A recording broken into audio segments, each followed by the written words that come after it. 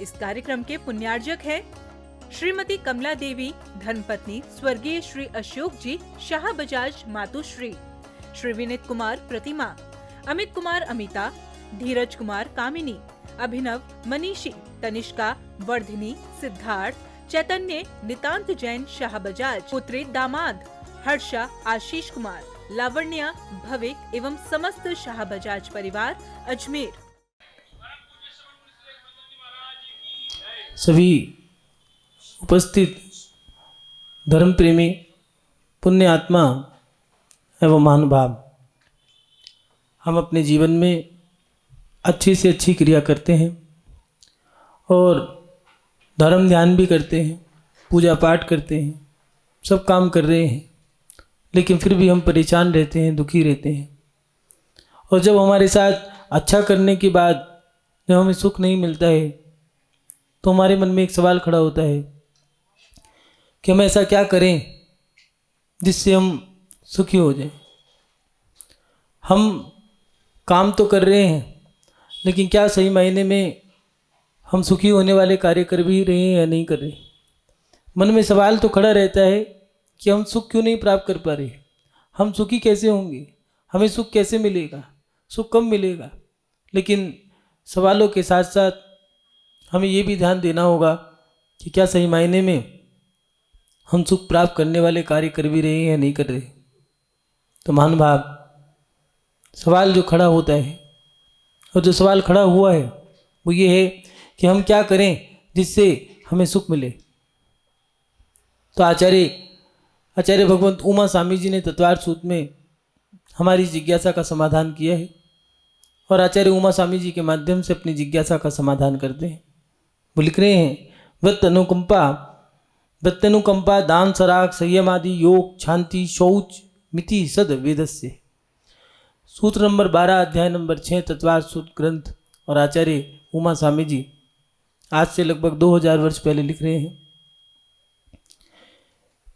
हमारे जीवन में भूत एवं वृत्ति पर अनुकंपा, दान, सराग, संयम आदि, योग, शांति और शौच, ये साता वेदनीय कर्म के आश्रय के कारण है। साता माने सुख, इन सबसे हमें सुख के कर्म बनते हैं और हम अपने जीवन में सुख प्राप्त करते हैं। समझें, भूत वृत्ति अनुकंपा है क्या। भूत माने प्राणी, समस्त संसारी प्राणियों पर दया परिणाम होना।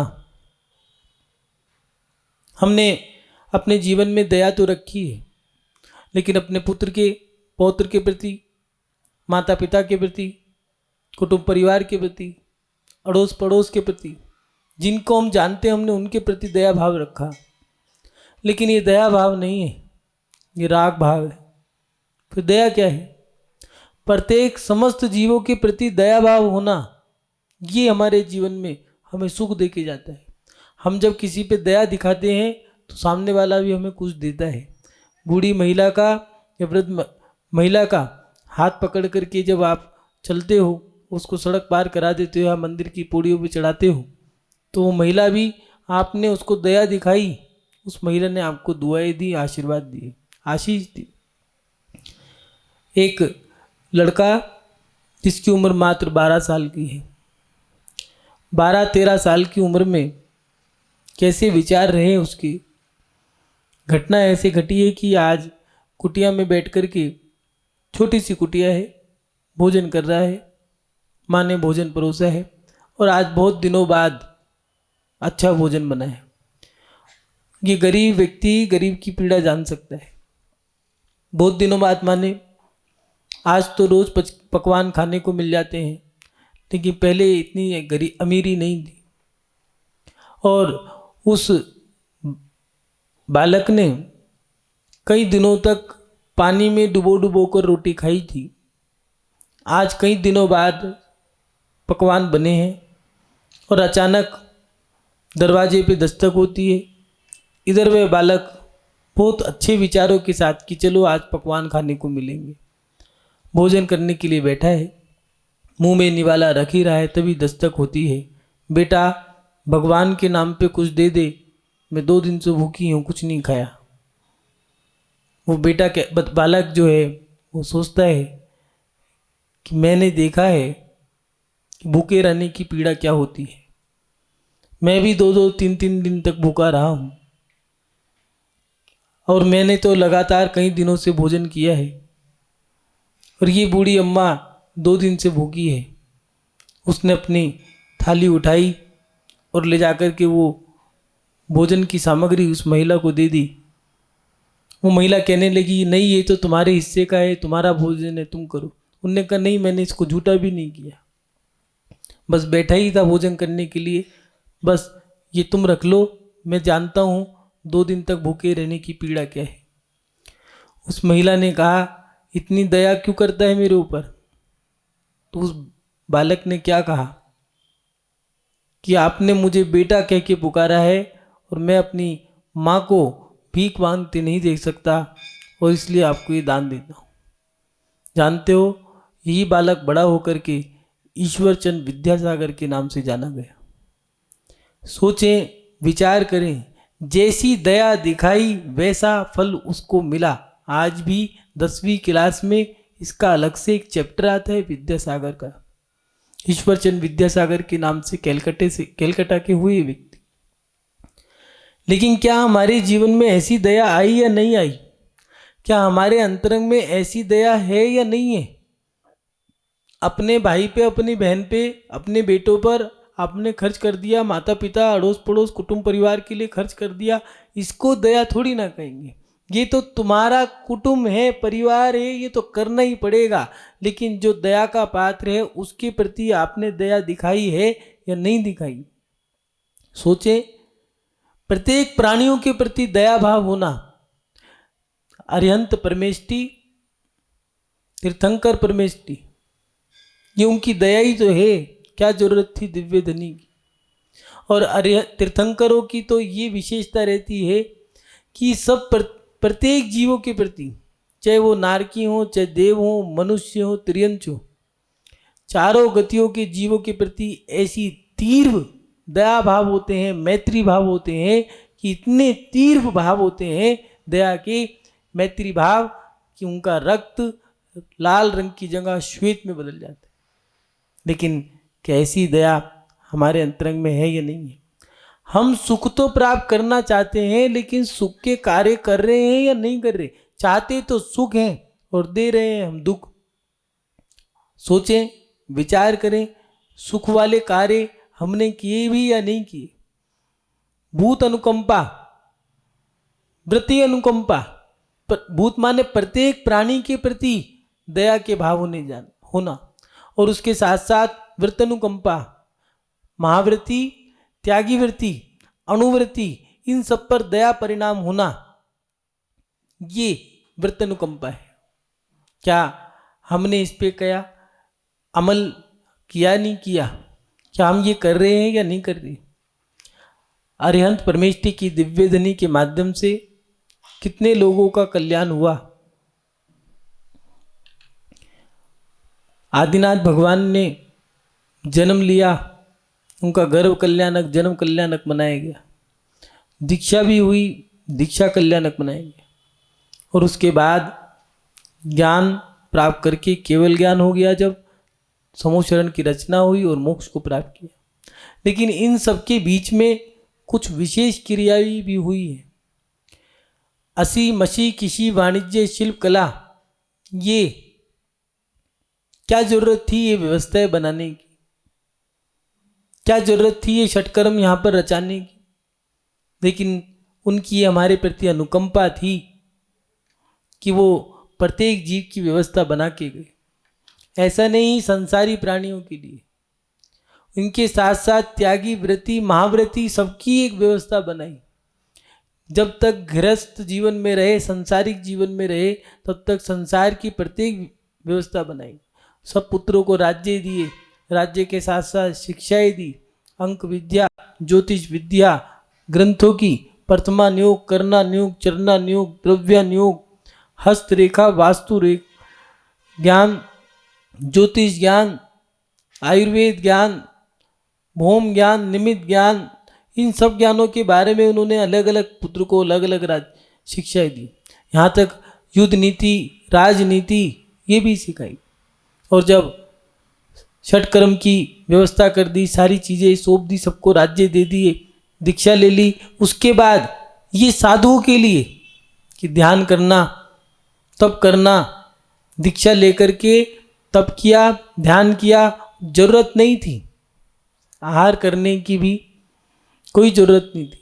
लेकिन मेरे नीचे और मेरे जाने के बाद मेरे जो पीछे साधु आएंगे उनकी व्यवस्था भी मुझे बनानी है, इसलिए आहार लेने के लिए उठे। यही है व्रतानुकंपा महाव्रतियों का, तीर्थंकर का, अरिहंत परमेष्ठी का। महाव्रती अनुव्रतियों के प्रति दया भाव, यही व्रतानुकंपा है। लेकिन देखें हम कर रहे हैं या नहीं कर रहे। तीर्थंकर परमेष्ठी की, अरिहंत परमेष्ठी की दिव्य धनी का किरणा गणधर परमेष्ठी पे उपकार किया और उन्होंने मुनि, ऋषि, यति, अणगारी सभी मुनि महाराजों पर उपकार किया। उन धनी के माध्यम से सभी को समझाया और उनका, मुनि महाराजों का भी अनुव्रतियों पे उपकार है कि उन्होंने उनको व्रत त्याग दे करके उनका कल्याण किया। लेकिन क्या ये हम कर पा रहे हैं या नहीं कर पा रहे? ऐसा नहीं है। गृहस्थों को अपने जीवन में दया रखनी चाहिए, साधु का भी, साधु के प्रति दया भाव होना चाहिए।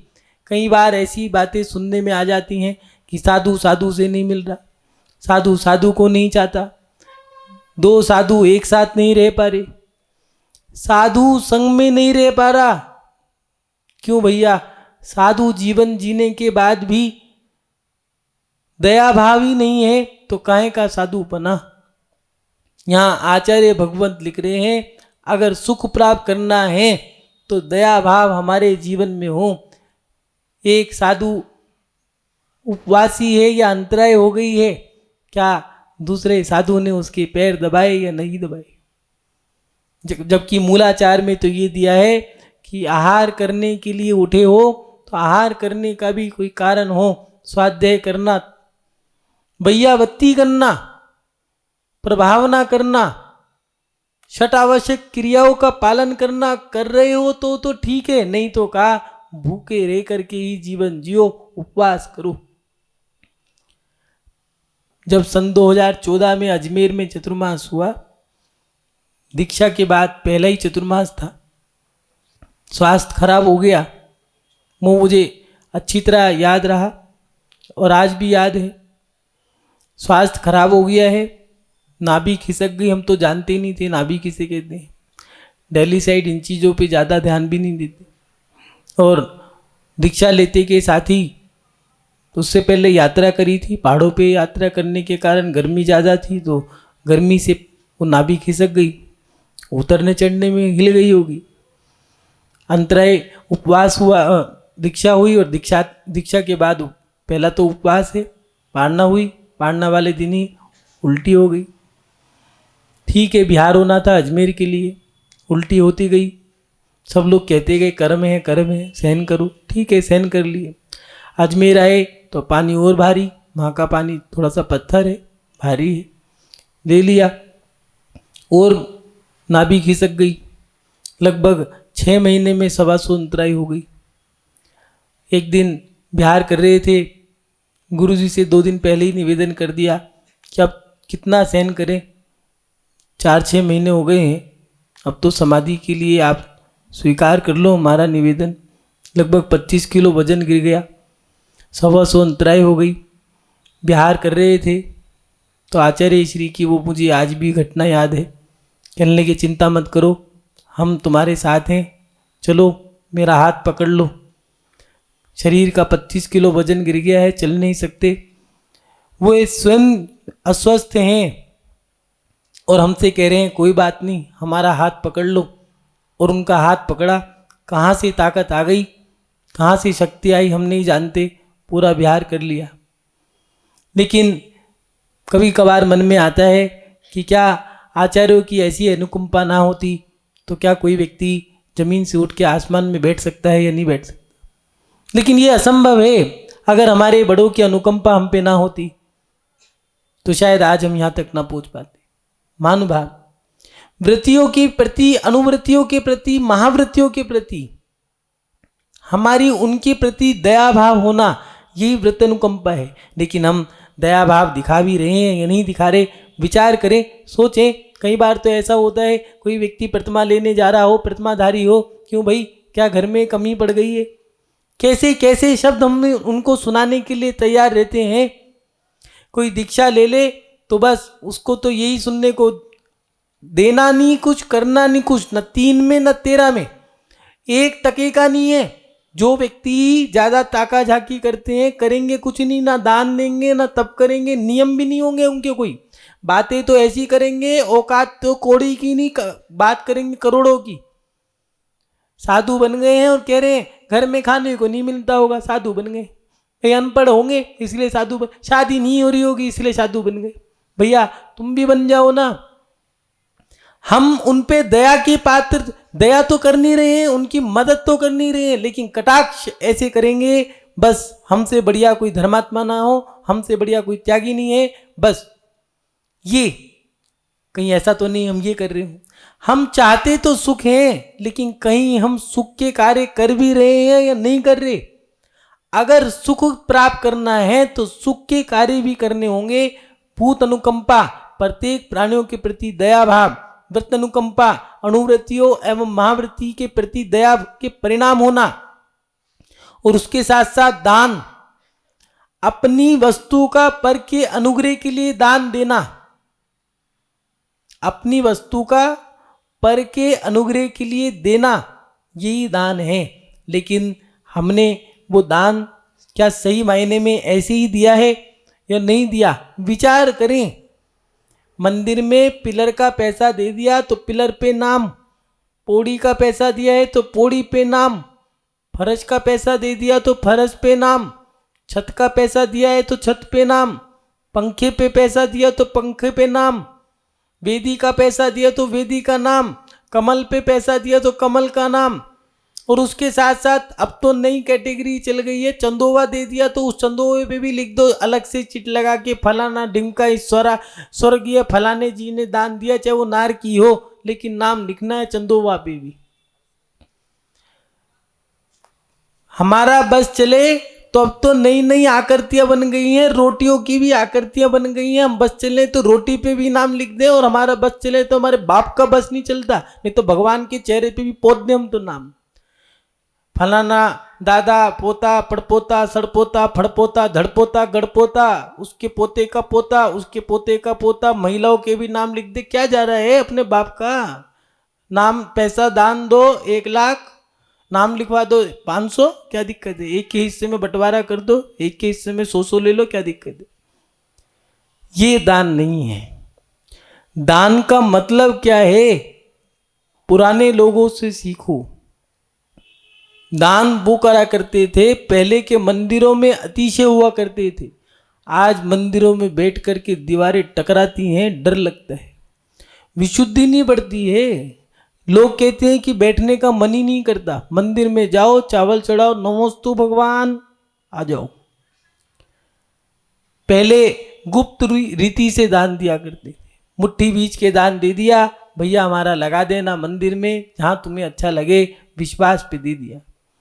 और वह व्यक्ति भी ईमानदारी से अच्छी सी अच्छी जगह लगाया करता था। अब तो देने वाला भी ऐसे ही है और लेने वाला भी। उनसे पूछो हिसाब कहाँ है, तो गाय खा गई, बंदर ले गया, कुत्ता लेके भाग गया। भैया तुम्हारी लेके, मंदिर की लेके भाग गया, तुम्हारे घर की तो नहीं लेके भागे, कहाँ गई? मंदिरों की किताबें गाय भी खान लग गई हैं, घरों की नहीं खाई। क्या चक्कर है? किताबों में भी भगवान है क्या? वो हिसाब की जो भैया हैं वो जानवर लेके भाग जाते हैं, बाकी हिसाब मांगो जानवर लेके भाग गए, नहीं मांगो तो रखेंगे। ये दान नहीं है। दान का मतलब ये था कि सामने वाले को आवश्यकता है, ठीक है, मेरी जितनी सामर्थ्य है उसको उतना दे दिया, ये दान है। आज तो परिस्थितियां ऐसी हैं, मांगने पे भी नहीं दे रहा, और मांगने पे मान लो दे भी दिया है तो भैया अपना, अपने भाई का, भाई की साली का, भाई के ससुराल का, अपने ससुराल का, बस चले तो वो शादी में जितने भी लोग आए थे सबका नाम ठोक दो। ये दान नहीं है। दान तो पर के अनुग्रह के लिए है। कई लोग कहा करते हैं आजकल कोई दान ही नहीं लेता, कोई गरीब दिखता ही नहीं है। ऐसा नहीं है, गरीब तो हैं लेकिन तुम्हें दान देना नहीं आता। पहले किसी गरीब लड़की की शादी में बोल दिया कि भैया मेरी तरफ से इतनी साड़ी लिख लेना, हमने दे दी और पैसे दे दिए हैं। अब कोई मतलब नहीं, पूछना ही नहीं है कहाँ गया, भूल जाओ। और अब तो ये है दान दे दिया, वो मंदिर में दर्शन करने आई और ठीक हो, कैसे हो, अच्छा ये तो वही है जो मैंने दी थी, क्या जरूरत थी कहने की। लेकिन हमें तो नाम नहीं मिला तो क्या हुआ, गा तो दें।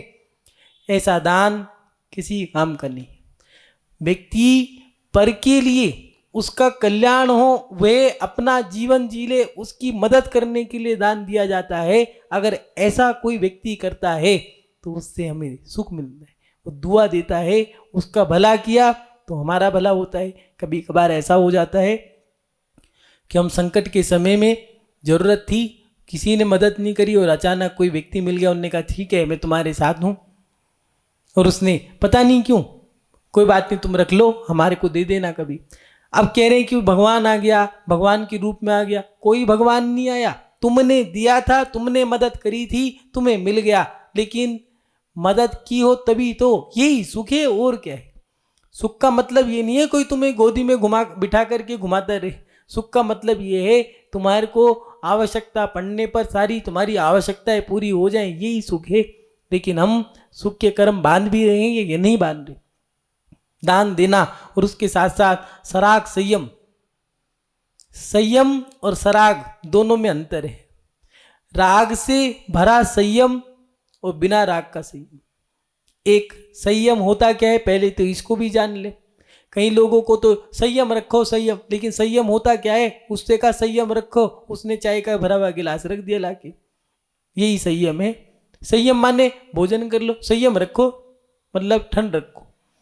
संयम का मतलब ये नहीं है 5 इंद्रिय और मन, 5 स्थावर और एक त्रस, इन सब की रक्षा करना और 5 इंद्रिय मन को अपने बस में करना, ये 12 प्रकार का संयम है। इस प्रकार अगर कोई व्यक्ति संयम धारण करता है तो उसको इस जन्म में कितना भी दुख हो, आने वाले कल की उनने व्यवस्था बना ली।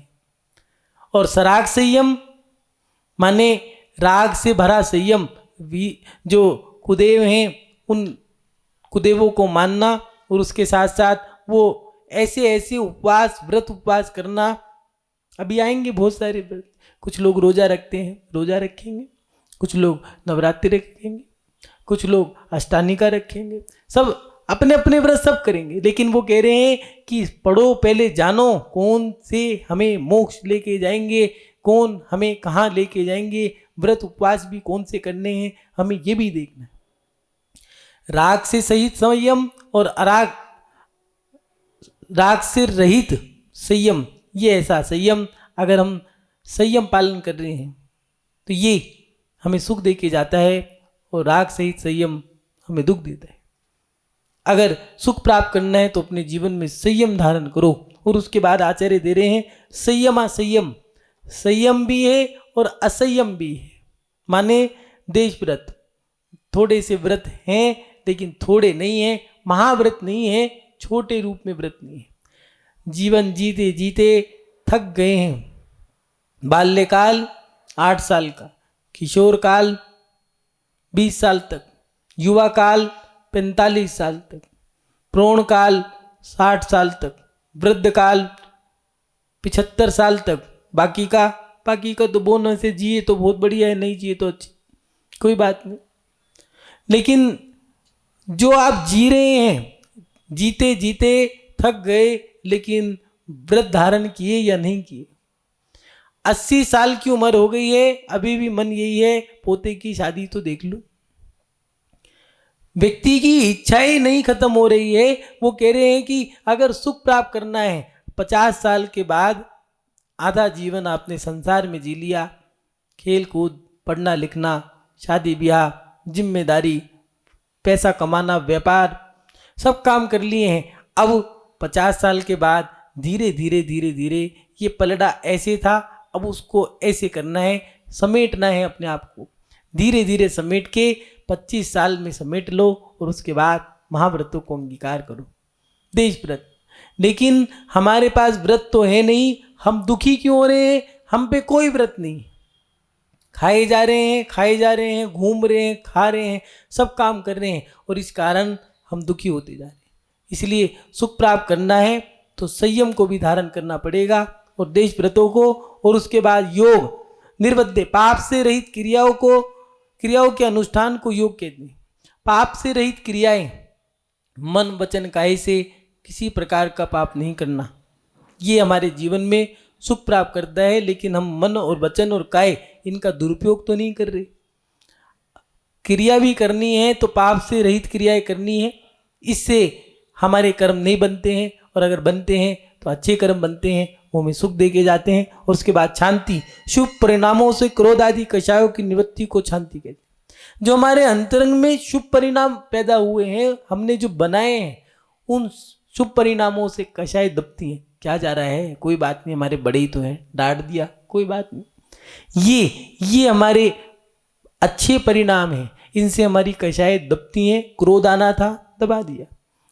कोई छोटा था, कोई गलत काम कर दिया, ठीक है, बच्चा ही है, वही करेगा। जरा सी भारी ऊपरी मन से उसको थोड़ा सा डांट दिया है, ठीक है, अपने में शांत है, कोई क्रोध नहीं, कोई कषाय नहीं।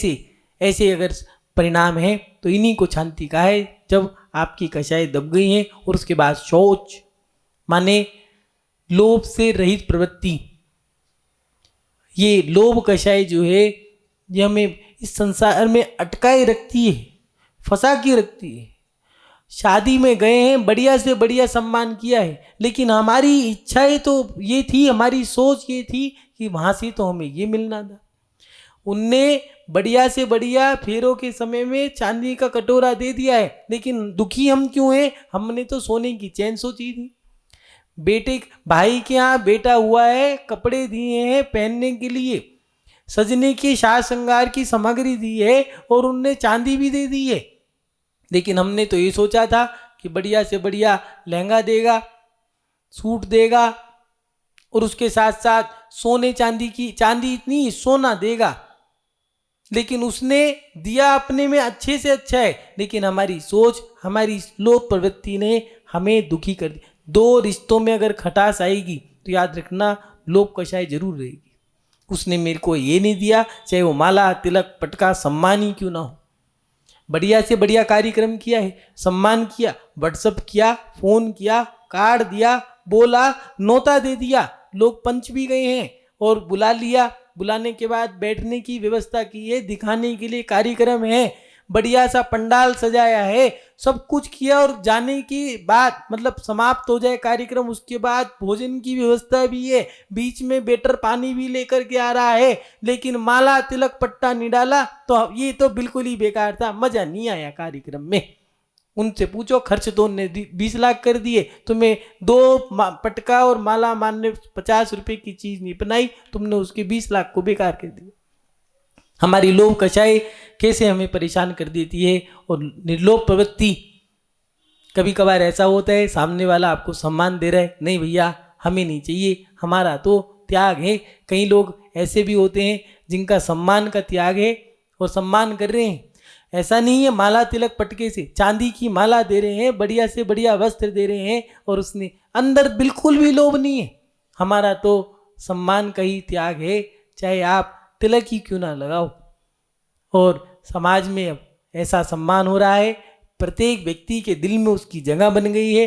साधु भी आशीर्वाद दे रहे हैं, कैसी निश्चल प्रवृत्ति है, कैसी निर्लोभ प्रवृत्ति है। मान भाव हमारे जीवन में अगर ये प्रवृत्ति आ जाए तो हमें सुख प्राप्त होता है। आचार्य भगवत उमा स्वामी जी ने तत्वार सूत्र के 6 अध्याय में 12वें नंबर के सूत्र में दिया है, भूत वित्त अनुकंपा दान सराग संयम आदि योग शांति शौच मिति सद विदस्य। भूत एवं वृत्ति पर अनुकंपा, दान सराग संयम आदि योग शांति और सोच, ये सातावेदनीय कर्म के आश्रय के कारण है। अपने जीवन में सुख बांधना चाहते हो, सुख प्राप्त करना चाहते हो, सुख के कर्म बांधना चाहते हो, सुख चाहते हो, तो अच्छी अच्छी क्रियाएं करें।